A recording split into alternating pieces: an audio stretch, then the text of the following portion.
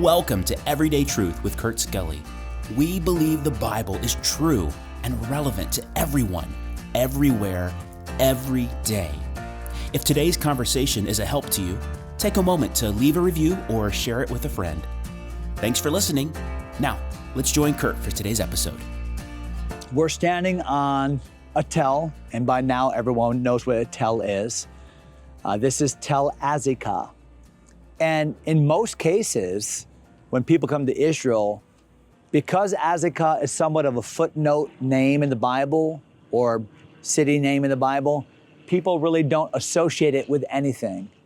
And yet, Azekah was a very important location in the Bible for a number of reasons. So let me just take you through them chronologically, because oftentimes the way God teaches us is over time.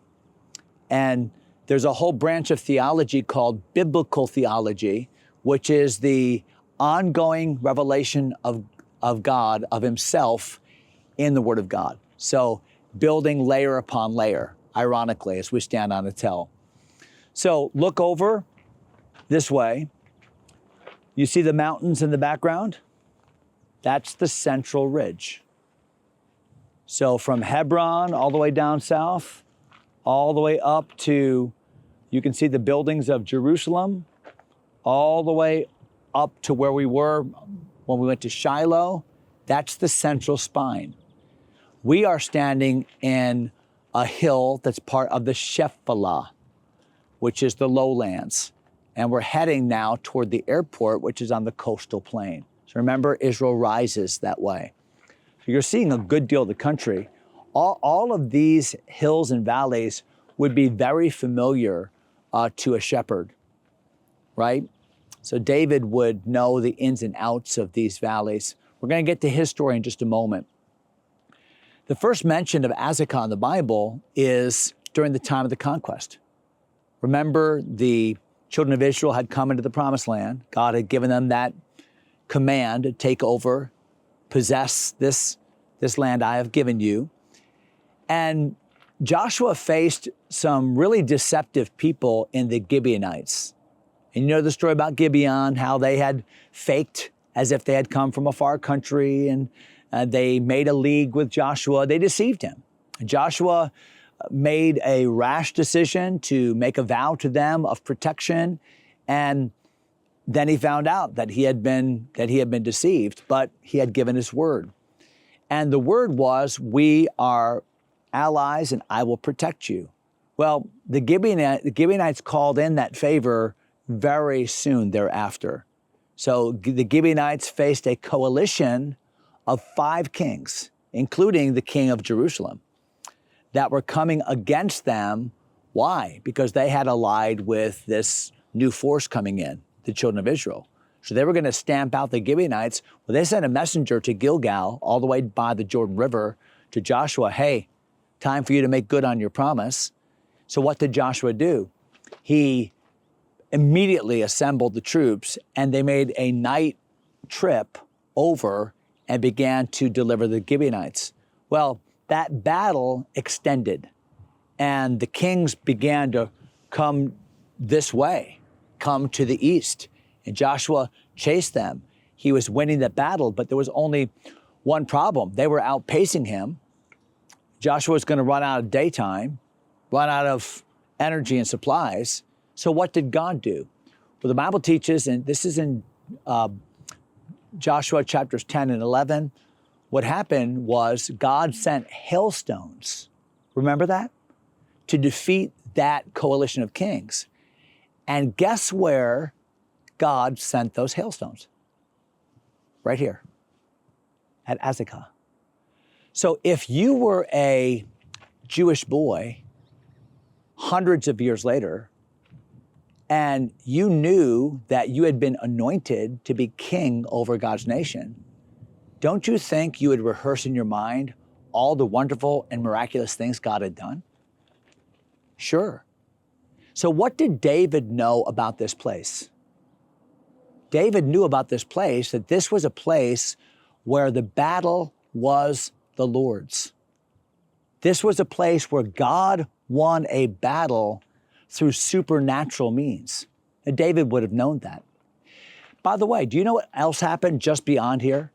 The hailstones came, but that wasn't the end of the battle. Daylight was fading. Oftentimes we're at this place at the end of the day when daylight is fading. Joshua had much to do. So Joshua asked the sun, commanded the sun to stand still, and the moon in the valley of Ajalon. Remember that? That happened as part of this. So what did David know? David knew that our God can control the sun and the moon and the elements and can use them to win the battle and can do things that we cannot do. That's important prelude.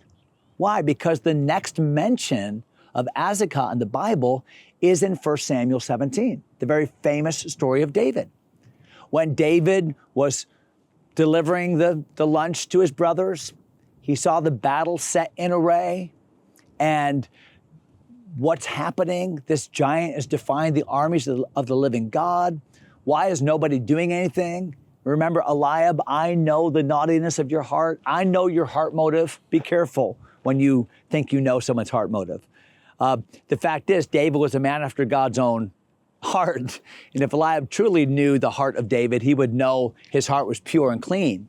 And so you know the story. I'm not going to retell the story of 1 Samuel 17, but I want to point it out. Okay, so here we are. Look at this, guys. This brook, you see the line in front of the road? That's the dry brook from which David would have extracted the stones. But the valley of Elah is actually the further valley. Do you see when the valley makes a left-hand turn? That's more the valley, where that real green spot is.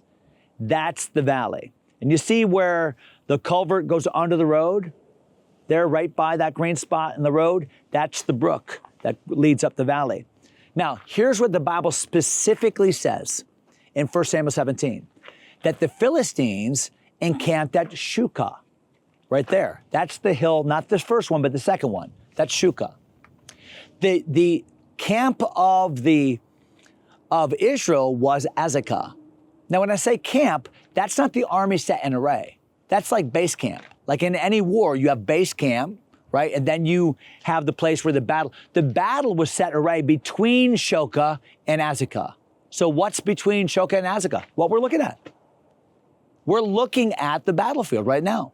So you can picture the lines set in array. You can picture Goliath walking out in the middle. This was not uncommon, by the way, in those days, to give a champion like this. And give me a man to fight. 40 days, right? The whole story. The battle is the Lord's, the sling, the 5 stones, the defeat of Goliath, the defeat of the Philistines. What's interesting is that the Philistines occupied ground closer to Jerusalem, and it wasn't the capital, but closer to the nation of Israel, and Israel had kind of circled around and occupied land closer to the Philistines. So they're kind of in a juggernaut right now, because what do? Right? You don't keep on going and allow your people to be compromised, and vice versa. So this was a natural place for the battle. Hey, you want to know something else cool geographically? So on the other side of the place of Shukah, on the other side is a cave system. You know what that cave system's called? Adullam, or Adullam. Isn't it interesting that here was David that had even a lapse of faith at Adullam, and yet he was in the very belly of the mountain of his greatest victory. Isn't that something? It's just interesting how all of this kind of congeals. Okay, so what do we have? We have Joshua, we have David. David has a grandson whose name is Rehoboam. And the Bible specifically says that Rehoboam fortified these cities. Why? Because these cities, like Azekah and Lachish, are really important cities as they face the Philistines. This is the border. These are strongholds. So we have Joshua, we have David, we have Rehoboam. Now, let's skip forward many, many years, okay, to the book of Jeremiah, where Jeremiah specifically says that 2 of the last cities to fall to the Babylonians in the Babylonian invasion were Lachish and Azekah. Why? Because this was such a stronghold, such an important city. And the last mention of Azekah in the Bible is when the exiles come home and they reestablished Jerusalem and worship and the wall. And now we are years later, 80 years later, and Nehemiah is here. And Nehemiah says they again fortified Azekah. So what is this place? It's a place of human strength that fell. But it's a place of God's strength that never fell, that never failed. So what a spot to think about the hailstones, to think about Joshua, to think about the power of God, to think about the sling, to think about the Lord, and to think about the futility of our own strength.